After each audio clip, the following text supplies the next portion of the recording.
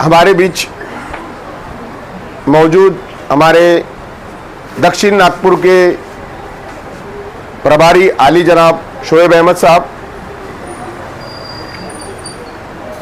हमारे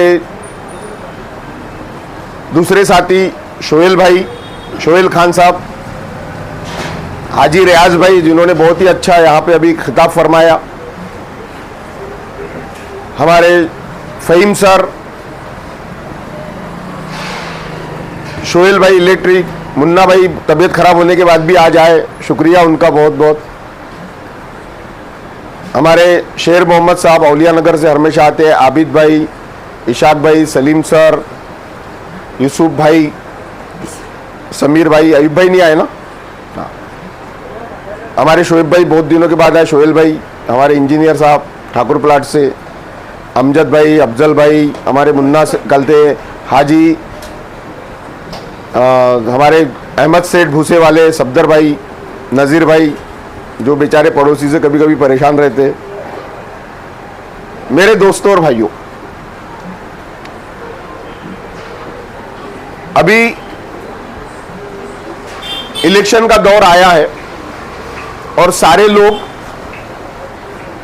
कहीं ना कहीं अपने टिकट के जुगाड़ में लगे हुए हैं और सारों का टिकट की तरफ इतना ख्याल है कि पूरे के पूरे कारपोरेशन में जो अभी डेवलपमेंट का पैसा आया उसके तरफ किसी का ख्याल नहीं। एमआईएम ने अभी अल्हम्दुलिल्लाह 314 करोड़ रुपए जो आए कलेक्टर के पास आए, कमिश्नर के पास नहीं आए। वैसा नागपुर डेवलपमेंट का काम की अथॉरिटी दो जगह पे है, एक है कारपोरेशन और दूसरी है एनआईटी। कारपोरेशन में पैसा आता या एनआईटी में पैसा आता, लेकिन इस बार राज्य सरकार ने न कारपोरेशन के आयुक्त को पैसा दी, न एनआईटी के ट्रस्टी को दी। किसको दी? कलेक्टर को दी। क्यों दी पता है आपको? क्योंकि कम से कम 6000 करोड़ के बिल एनआईटी के बाकी है डेवलपमेंट के और 1800 से करीब करीब के बिल कारपोरेशन के बाकी है। अब ये दो जगह पैसे आते तो पुराने पैसे देना पड़ता, तो उनने तीसरा रास्ता निकाले कि कलेक्टर को कितने दिए? 314 करोड़ दिए। अल्हम्दुलिल्लाह हमने पिछले बार डेपुटेशन दिए और आपको बताया कि भाई हमारे को कुछ पैसा नहीं मिला तो हमारे को वो दिया जाए करके, और डेवलपमेंट का काम हो रहा है अल्हम्दुलिल्लाह। मैं आपको बता दूं कि अभी हमने कलते ठाकुर प्लाट में एमएम ताज स्कूल से लेकर तो ये अपने यहां तक जहां पर अभी वो पानी का जो काम हुआ था, पानी की लाइन का, वहां पर डामर रोड सैंक्शन कराया, उसके अंदर 20 लाख रुपए का खर्चा आ रहा, वो भी हमने सैंक्शन करा लिया है। दूसरा, ताजाबाद झोपड़पट्टी में न्यामत ताजी के घर के सामने का एक रोड मंजूर करा है, सीमेंट रोड मंजूर करा है।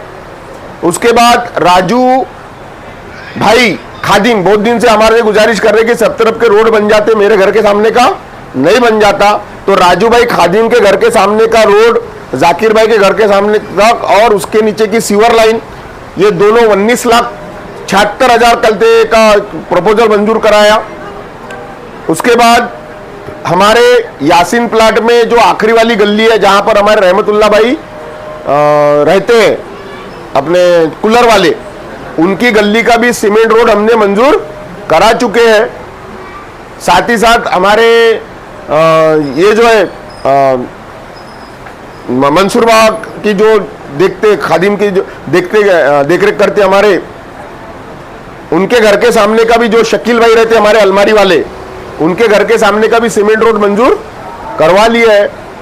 हमारे आसिफ भाई कुरैशी यासीन प्लाट वाले बहुत परेशान रहते थे गटर लाइन के लिए, उनके पीछे की गटर लाइन भी मंजूर कराए।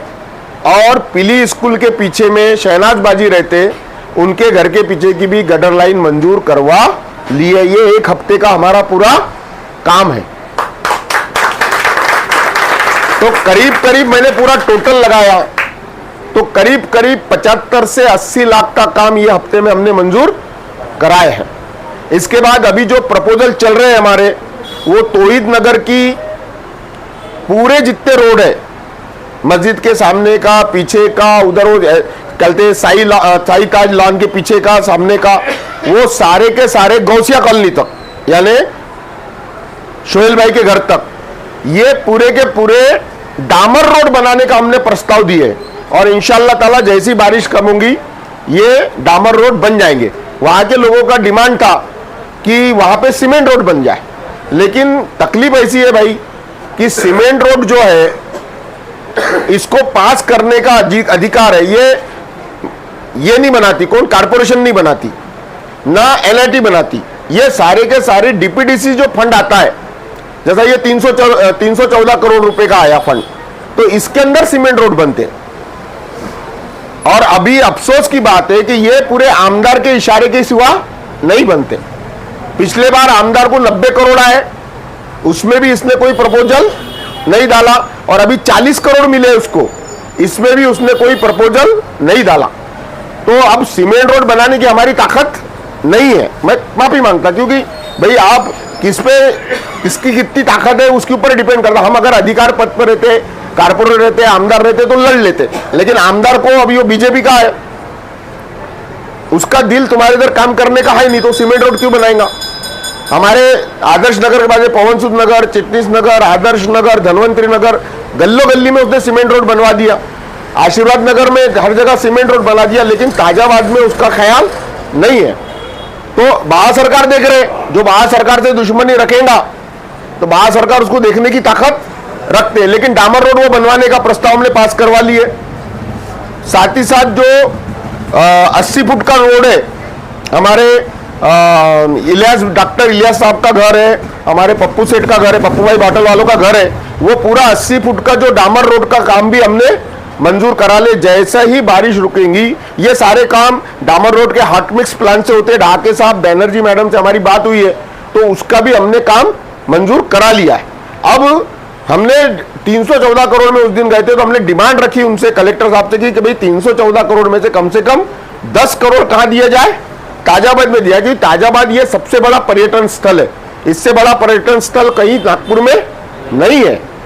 तो उसके अंदर भी कहते वो अब क्या देते हैं वो उनके ऊपर डिपेंड है, क्योंकि कलेक्टर को दबाने की अपनी ताकत है नहीं, और जिसकी ताकत है उनका इसके तरफ ख्याल है नहीं। तकलीफ ऐसी है कि कलेक्टर को बिरयानी खिलाने घर में बुलाते, बिरयानी खिलाते, लेकिन काम नहीं कराते। ये अफसोस की बात है। मुसलमानों का ऐसा ही रहा कि मुसलमानों को, मैं ये नहीं देखा मुसलमानों को जो बड़े बड़े अधिकारी और ये वो सिर्फ इसीलिए इस्तेमाल करते कि भैया तू बिरयानी मेरे को खिलाने कब बुला रहा, तुम्हारे बिरयानी की तारीफ करेंगे, गोश्त की कलते तारीफ करेंगे, और मुसलमान उसमें सुन सुन के क्या हो जा रहा, फूल के कुप्पा हो जा रहा।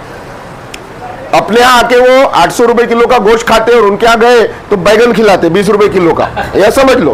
तो ये तुम राजनीति जो है, इसलिए मेरा जो खिलाने वाले हैं उनसे गुजारिश कि अपने वालों को खिलाओ तो सवाब भी मिलेगा, उनको खिलाने से कुछ मिलता नहीं। एक हमारा पूर्व कलते पालक मंत्री होकर गया, 15 साल 20 साल 25 साल उसने राज किया, वो तो बोलता कि मेरे को कलते वो होना क्या गावरानी चिकन के सिवा नहीं खाता था, और वो बोलता था कि मोर पंखी खिला, क्या खिला, मोर पंखी खिलाओ।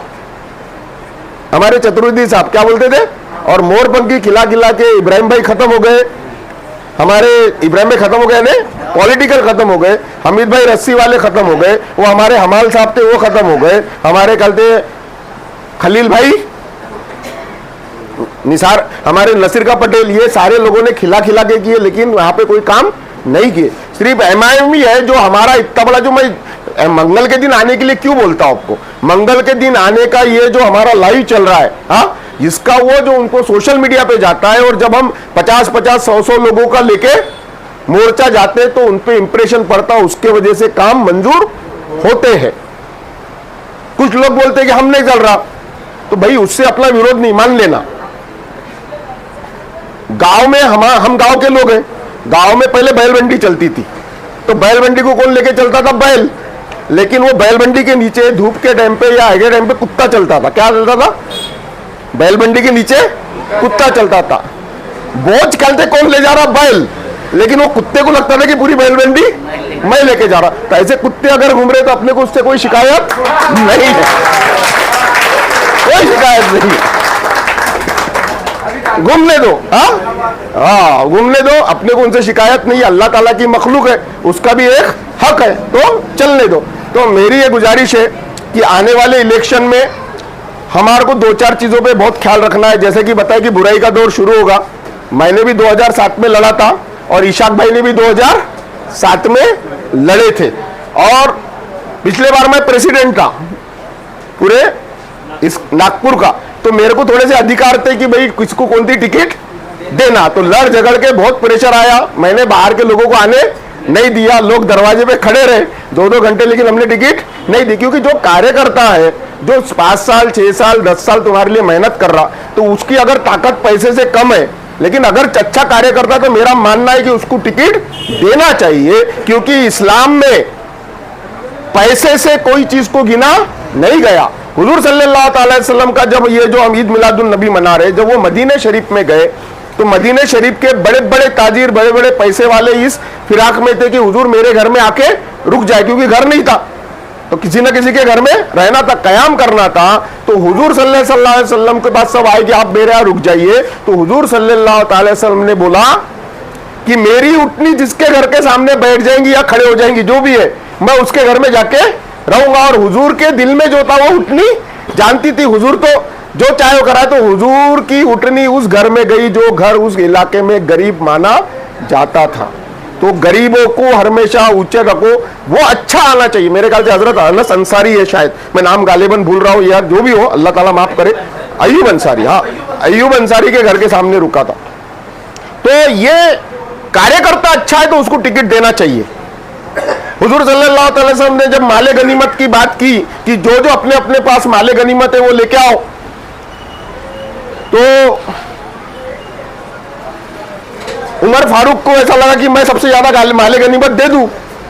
तो उन्होंने क्या किया, अपने घर का पूरा जो माल था, सबको मालूम है पूरा माल था, उसको आधा किया, आधा हुजूर सल्लल्लाहु अलैहि वसल्लम के पास लेकर आ गए। उमर फारूक को यह लगा कि मैं सबसे ज्यादा लेकर आया। उसके बाद अबू बकर सिद्दीक रज़ियल्लाहु ताला है, तो उन्होंने उससे ज्यादा लेकर आया। तो हुजूर ने पूछा अबू बकर घर में क्या है, तो बोले अल्लाह का नाम है और तुम्हारा नाम है, बाकी सब लेके आ गया। लेकिन यानी अबू बकर सिद्दीक ने उससे ज्यादा कहते कुर्बानी दी। लेकिन जिनके घर में रुके थे उन्होंने क्या लाया, एक छोटा सा खजूर लाया। क्या लाया, खजूर लाया, और बोले हजरत मेरे घर में इतना ही था और मैंने ये यहां पर लेके आया। तो हुजूर ने बोले तुमने सबसे बड़ी कुर्बानी दी कि तुम्हारे घर में अब कुछ बचा ही नहीं, जो आखिरी दाना था वो भी लेके आया। तो उन्होंने अपने साहबा को हुक्म दिया कि ये खजूर को, ये जो माले गनीमत पूरा रखा है, उसके सबके ऊपर रखा जाए। ये गरीबों की कीमत इस्लाम में है और हम अमीरों के पीछे पड़े हैं। लोग बोलते हमारे को तकलीफ होती, कार्यकर्ता को क्या होती तकलीफ होती, भैया ऐसा बोल रहे वैसा बोल रहे, हम थोड़े से घबरा जाते। काहे की तकलीफ है वो तुम्हारे को, क्या तुमने कुर्बानी दी है, कोई तकलीफ नहीं है। जिस हुजूर को, जिसके ईद मिलादुन नबी हम मना रहे हैं, जिसको अल्लाह ताला ने अपना सबसे करीबी माना है सारे नबियों में, उस हुजूर सल्लल्लाहु अलैहि वसल्लम के सर के ऊपर रोज कचरे डाले गए। तुम्हारे सर पे डाले गए क्या? इतना मारा गया कि सर का जो खून है वो कायमे नाले शरीफ में चले गया। ऊंट की ओजड़ी उनके गले में डाली गई। तुम्हारे को तो कुछ भी नहीं बोला गया, मुंह पर भी कोई बोलने को तैयार नहीं होता। पीठ पीछे बुराई के ऊपर तुम घबरा जाते हो, तो क्या हुजूर की कहते उम्मत होने का हमारे को सच में हक है क्या? हम उम्मती है, लेकिन उसका हक हम निभा रहे हैं क्या?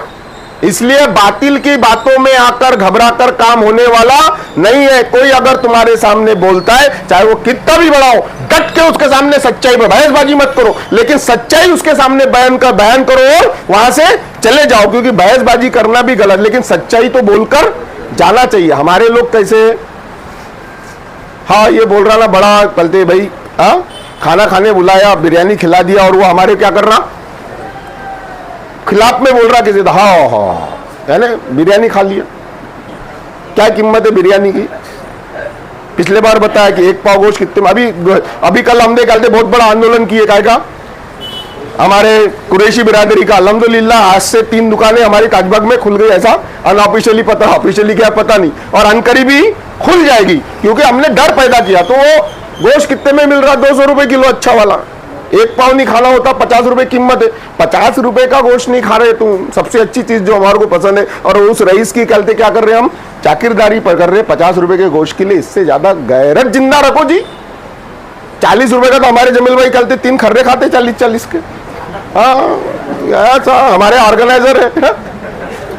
क्या तो वो ये ताकत रखो, अपन कमजोर नहीं है, अपना ईमान जिंदा है तो सारी चीजें मजबूत है। दूसरी खास बात, अब कुछ चीजें आ जाती है इलेक्शन में, हम कल से अलग अलग ब्लॉक बना रहे हैं, उसकी हम सेपरेट मीटिंग लेंगे क्योंकि उसकी जिम्मेदारी फिक्स है।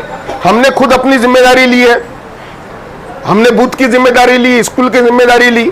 स्कूल की जिम्मेदारी हमने बांट चुके हैं, मैं बता दे रहा अभी हमने 4 लोगों को जो बड़ी बड़ी स्कूलें दी है।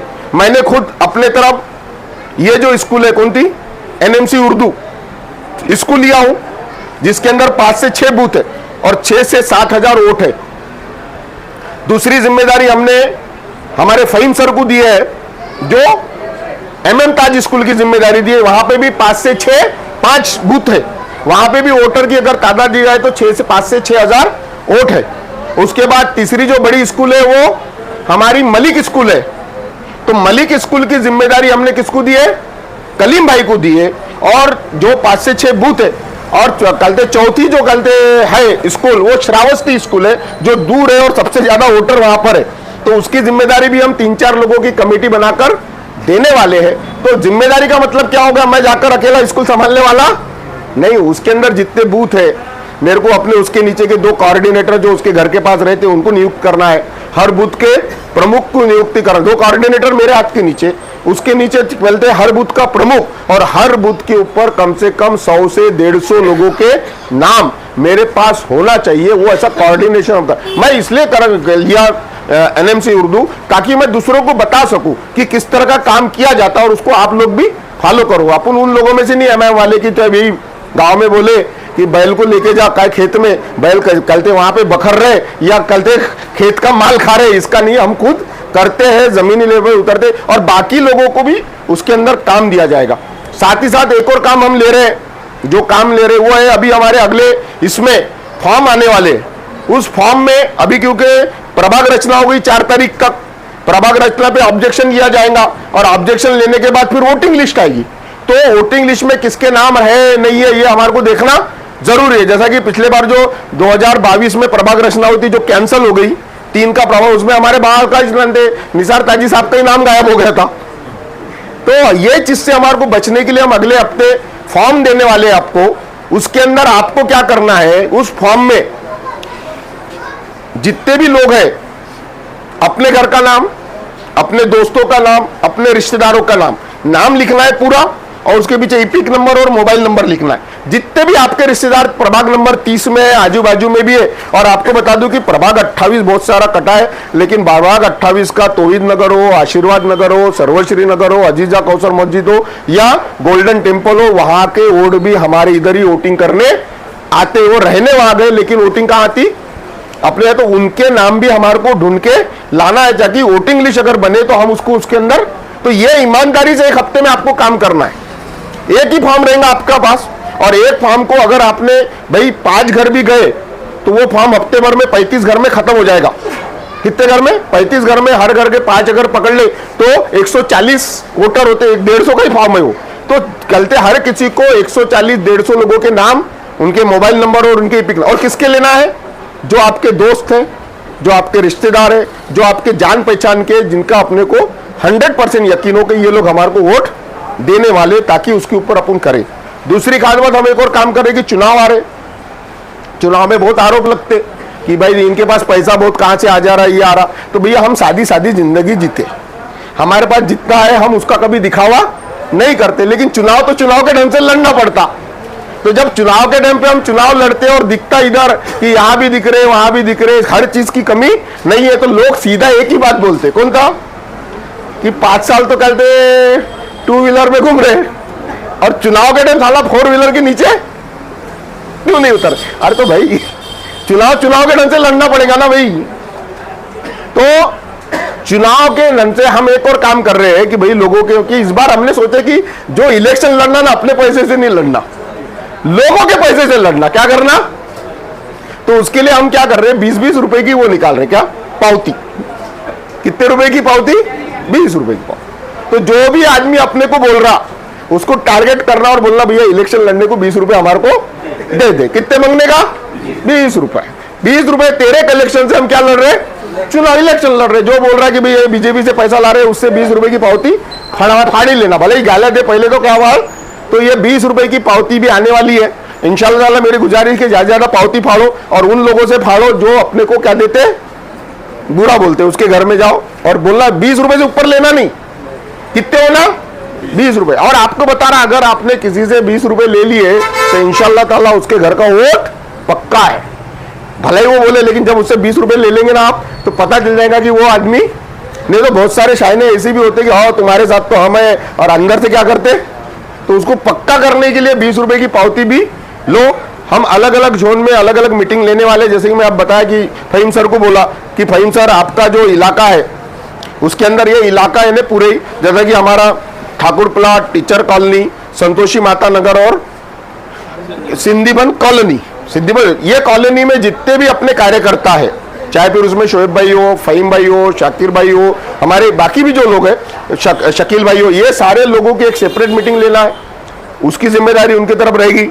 हमारे औलिया नगर का जो इलाका है पूरा टोटल, यानी बुलंद गेट से लेकर तो ये आखिरी नाले तक, जहां तक वो उसकी जिम्मेदारी एक लोगों पे देने वाले अपन। उसके बाद पीली स्कूल के पीछे का सामने की जो झोपड़पट्टी हो अशफाक भाई के घर तक, यहाँ का एक प्रभाग पूरा बढ़ाने वाले, उसकी एक जिम्मेदारी है।